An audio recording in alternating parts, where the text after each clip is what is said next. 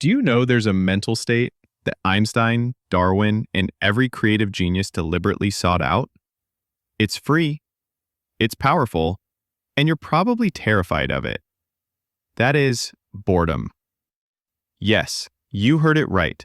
That uncomfortable emptiness you feel when there's nothing to do. The one you probably treat like a disease that needs immediate curing. Einstein spent hours sailing in windless conditions. Darwin took long, aimless walks. They weren't being lazy. They were accessing something you've been trained to avoid, at all costs. And here's what's wild.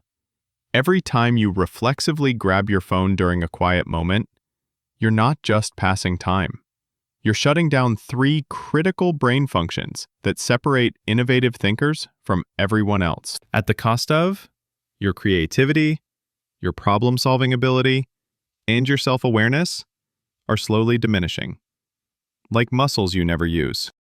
See, we're living through an unprecedented experiment. For the first time in human history, boredom is basically optional. Your ancestors had hours of unstimulated time built into their days. Waiting, walking, working with their hands while their minds wandered. You've eliminated every pocket of mental emptiness.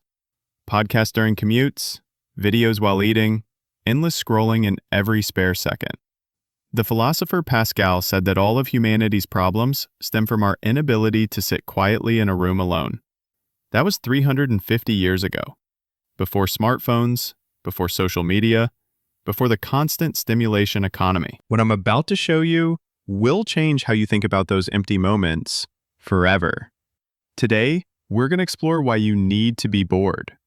So if boredom is a superpower, why do we avoid it like the plague? Why does the moment the noise stops feel so uncomfortable? Well, it's because your brain is a meaning-making machine. It's designed to solve puzzles, find patterns, and organize the world around you. When you don't give it an external problem to solve, like a video to watch or an article to read, it starts looking for an internal one. And that's when the floodgates open. Suddenly, your mind serves up a highlight reel of your anxieties. That email you forgot to send. That awkward thing you said in a meeting last week. The giant looming project you haven't started. The quiet isn't actually empty. It's just loud with all the thoughts we'd rather not listen to. And right there, in your pocket, is the perfect escape hatch. Your phone offers a quick, reliable hit of dopamine. Every notification, every new post, every little red bubble is a tiny reward that tells your brain, hey, look at me. You don't have to think about that other stuff. We constantly seek distraction because, as writer Tim Kreider puts it, the space and quiet that idleness provides is a necessary condition for standing back from life and seeing it whole. And sometimes we're not ready to see it whole. So running from boredom isn't a moral failing. It's a predictable response to a world designed to keep you busy. The problem is, by constantly running, you're running away from the very thing that helps you create, innovate, and solve your biggest problems. So what exactly happens in your brain when you stop scrolling and finally allow for a little bit of quiet? This is where we meet that superpower I mentioned earlier, and it has a name, the default mode network, or DMN. Neuroscientists used to think that when you weren't focused on a task, your brain was just resting. But when they started studying brains at rest, they found something astonishing. A specific network of brain regions lit up like a Christmas tree, but only when the person wasn't actively doing something. Think of your brain as having two main modes. First, there's the task-positive network. This is your focus mode. It's what you use to write an email, follow a recipe, or listen to this video. It's linear, logical, and direct. But when you stop doing that, your brain switches over to the default mode network, or DMN. This is your wandering mode. This is your brain's creative sandbox. The DMN doesn't care about the here and now. Instead, it gets busy doing three incredible things. First, it connects different ideas. It takes that random fact you learned yesterday and connects it to a problem you've been stuck on for a week. This is where aha moments come from. As thinkers like Einstein often noted, their biggest ideas came during moments of quiet contemplation, not intense focused work. Second, it does what's called autobiographical planning. It revisits your past memories, learns from them, and then projects into the future, helping you set goals and imagine different outcomes. And third, it helps solidify your memories, moving things from short-term to long-term storage.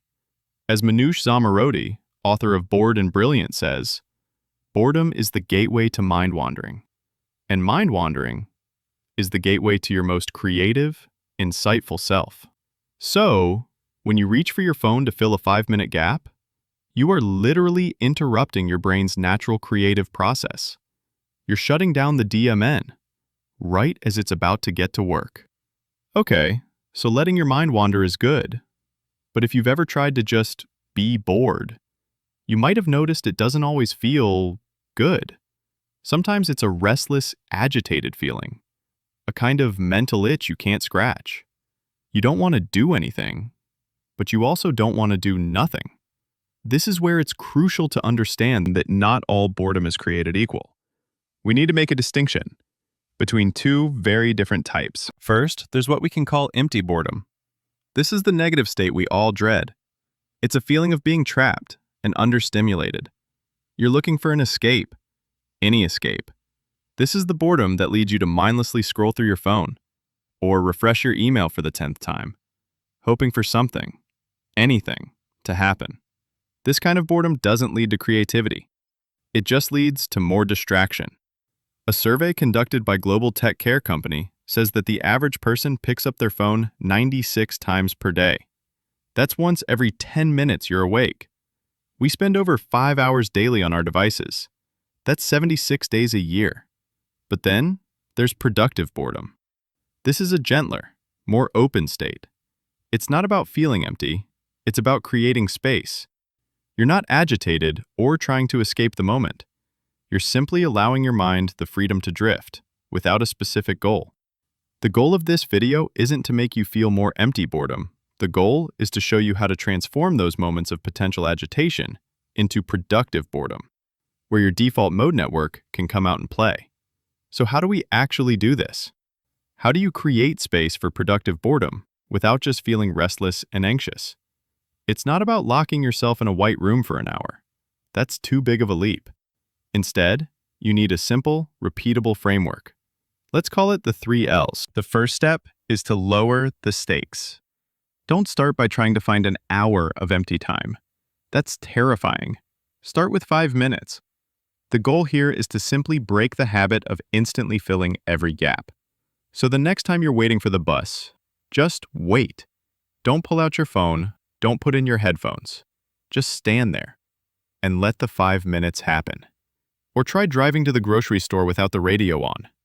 It will feel weird. That's okay. You're just building the muscle. The second step is to loosen the grip. Productive boredom often thrives when you're doing a low-effort, manual task. Something that occupies your body just enough to let your mind wander freely. Think about it. When do people say they get their best ideas? In the shower, driving, or while doing simple chores? So pick a simple, repetitive activity. Washing the dishes by hand, folding laundry, going for a walk on a familiar route, doodling aimlessly on a piece of paper. You're not trying to be bored. You're just giving your mind a long leash while your hands are busy. And the third step is to look around. Instead of diving inward into your anxious thoughts, turn your attention outward to your immediate environment. This is a simple mindfulness trick that grounds you in the present moment and prevents your brain from spinning out. When you're on that walk, don't just stare at the pavement. Notice the texture of the leaves on a tree. Count how many different shades of green you can see. When you're waiting in that coffee line, look at the way the light is hitting the floor. The goal isn't to find something profound. It's just to give your brain a simple, sensory anchor. Lower the stakes. Loosen the grip. Look around. These 3 steps, practiced in small doses, turn moments of potential anxiety into opportunities for genuine insight. Theory is great, but practice is what matters. So let's turn this framework into a concrete plan. Here is a simple 7-day challenge to help you start building your boredom muscle. The rules are simple. Don't judge the outcome. The goal is not to have a life-changing epiphany. The goal is just to complete the practice. The commute edit. For the next 2 days, on your commute to work or school, do not listen to a podcast, music, or the radio. If you take public transit, keep your phone in your pocket. Just sit, or stand, or drive, and be with your thoughts. The screenless meal. Pick one meal each day, breakfast, lunch, or dinner, and eat it without a screen. No TV, no laptop, no phone. Just you and your food. If you eat with others, great. If you eat alone, just focus on the meal. The purposeful walk. Go for a 10-minute walk with no destination in mind. And no headphones. Just walk. Practice the look around technique. Notice things you've never noticed before on a familiar street. The 5-minute sit. Find a comfortable chair. Set a timer for 5 minutes and just sit there. You don't have to meditate or clear your mind. You can think about your day, your worries, your dreams. The only rule is you can't get up. And you can't pick up a device. That's it. This isn't about adding another stressful task to your to-do list. It's about strategically subtracting stimulation to see what happens in the space that's left behind. As Albert Camus wrote, "In the depths of winter, I finally learned there was in me an invincible summer." That discovery doesn't come from noise. It comes from silence. For so long, we've treated boredom as a problem to be solved, an empty space that needs to be filled as quickly as possible with noise, content, and distraction. But boredom isn't an absence of something. It's an opportunity. It's the quiet space where the whispers of your subconscious can finally be heard, over the shouting of your daily obligations. It's the mental sandbox where your brain connects the dots you didn't even know were there. It's where you get to meet yourself again, away from the curated feeds and endless notifications. As the writer Ryan Holiday says, to be bored is to be deprived of stimuli, yes, but it is also to be internal, to be in communion with the self. By embracing a little bit of productive boredom, you're not just giving yourself a break from the noise. You're giving yourself the gift of clarity, creativity, and self-reflection. You're trading a few minutes of cheap distraction for a chance at genuine insight. So the next time you find yourself with 5 empty minutes, resist the urge. Let the moment be empty. See what rushes in to fill the space. You might be surprised by what you find. If you're ready to quiet the noise and find the signal, we explore actionable strategies like this every week. Hit subscribe to reclaim your focus and unlock the ideas waiting in the quiet. And I have a question for you. What's one small boredom activity from the 7-day challenge you're going to try this week? Let me know in the comments. I'd love to hear what you're committing to. Thanks for watching.